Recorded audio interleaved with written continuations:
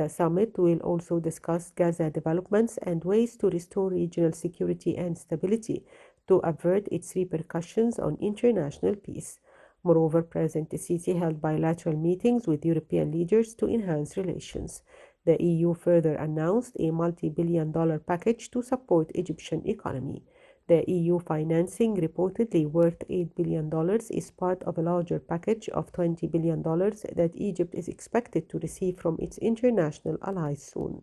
This financial assistance aims to mitigate the adverse effects of regional tensions on Egypt's economy, including the Russian-Ukrainian war, the Israel war in Gaza, and the Sudan conflict. Furthermore, the government has reached an agreement with the International Monetary Fund to expand its extended fund facility loan program, initially approved in December 2022, from $3 billion to $8 billion.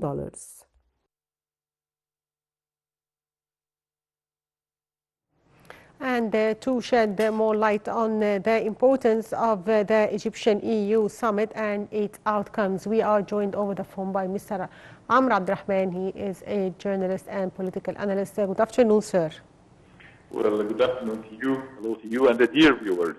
So, Mr. Amr, what is the significance of holding an Egyptian EU summit in Cairo? I believe this summit came to crown the effort accomplished by the Egyptian leadership here and there, all over the world, in regionally and worldwide, to put an end to the Zionist aggression against the Arabic occupied land and to find a final solution to the conflict, reaching out for the two-state solution or state resolution. One of them is Palestinian, with all its associations, including the government and the army and the police, with a new leadership that doesn't belong to the past and even doesn't belong to whatsoever of the leaderships are in the occupied land that haven't accomplished any true success for the cause and the most crucial case on the Arabic East. Of course, we have important cooperation and coordination with the EU. Of course, that was crowned by the summit that was held yesterday.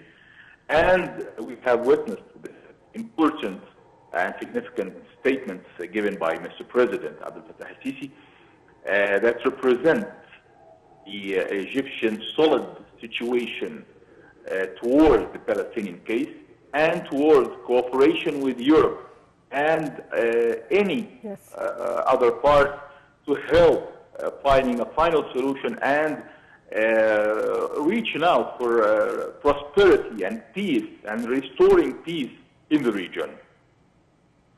Mr. Amr, how could the summit boost strengthening cooperation and coordination between Egypt and the Union in various fields?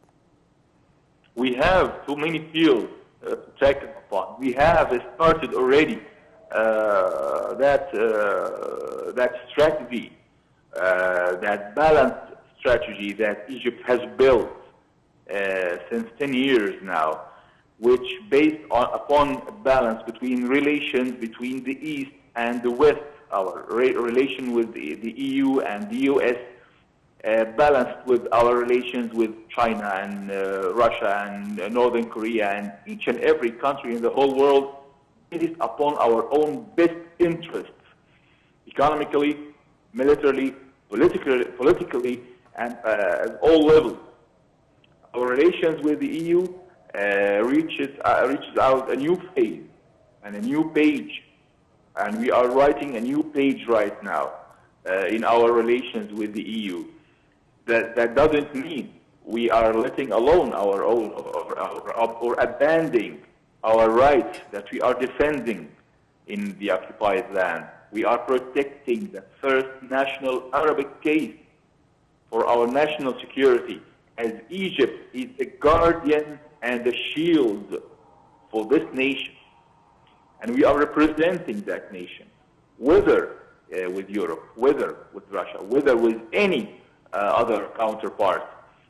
I believe such a summit, it came in a very significant time, and I hope it flourishes even more fruitful results for our economy and cooperation that Europe needs, as Egypt is the gate for the African continent. And Egypt is the main force, the main power that represents the safe line for Europe, protecting our own national security and our neighbors' national security in the refugee file. And Europe recognized that importance and that a great role that Egypt has accomplished, and in the most successful way and in the most human way. We didn't treat the refugees as refugees.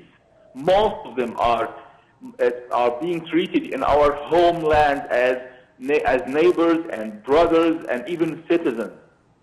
On the other hand, Europe didn't meet or didn't receive the refugees with the same civilized way that Egypt has accomplished.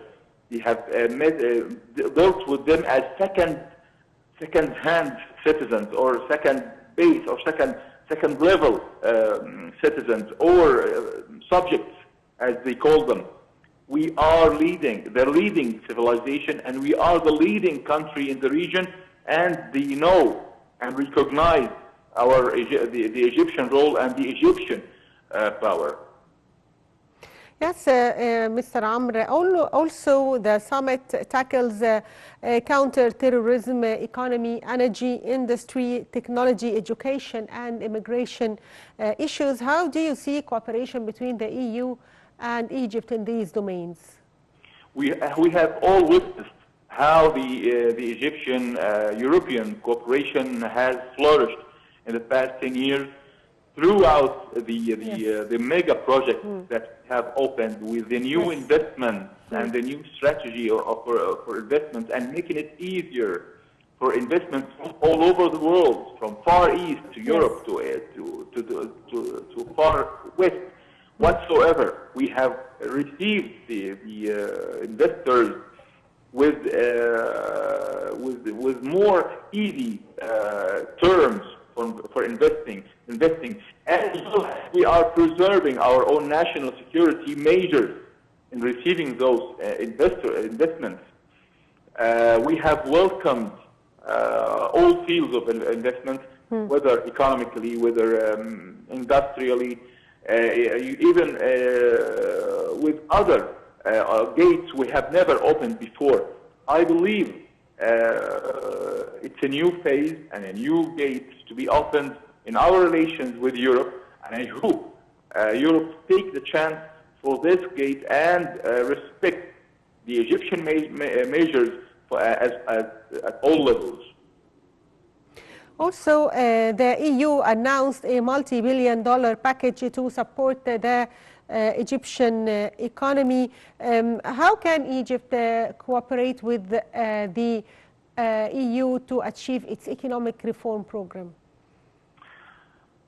We have started that program, the reform economical program, since day one of Mr. Presidency, Mr. President Abdel presidency, and we have received green lights from all the organizations, economical organizations in Europe, and of course we have reached even more positive signs by making agreements with the national associations that shows that the Egyptian economy, despite the great and huge crises that we have witnessed along with the world, starting from the epidemic and the Ukrainian and the Russian-Ukrainian war, and the war in Gaza Strip, the aggression, the genocide aggression, that all of those crises had its consequences negative consequences on our economy, but still we are marching on, trying to reach out to what we have been going on through, and the successes we have accomplished until 2020, and we are reaching out for the same levels at the highest speed possible, despite the crises that surround the whole world, not just the region. As well as we are preserving the same goals, our own same strategy in the occupied land. We have never, along with fighting and confronting the crises, we have never let or abandoned our agenda, our target, our national security in Palestine, the occupied land, or we have never taken a side against Russia like the West wanted sometime. We have the same balanced strategy, and we are right now confronting the new threat from the U.S. by trying to build a new port in Gaza. It's called the Abdel port. That might threat our national security by refreshing the new corridor between New Delhi and Gulf and the unit's existence and Europe. We are fighting and confronting at all levels, and as well as we are opening arms to any fruitful and respectful cooperation with any power on earth. Yes, sir, the summit also talked about how to restore regional security and stability and avert the repercussions of the Israeli aggression on Gaza. How can Egypt cooperate with the European Union to end these massacres? Well, I believe that economy is the second face of the coin of policy, and policy is connected to the military action, and we are using our powers, our tools of power, economically, to find a new gate, a new horizon, a new cooperation, yes, new dimension. To talk with the West and to make new levels for cooperation based on our own best interests, as well as mutual understanding and mutual interests with Europe and other counterparts. Yes, I'd like to thank you, Mr. Abdel, political analyst and a journalist. Thank you, sir, for being with us. And the viewers, short break, and we'll be back, so stay tuned.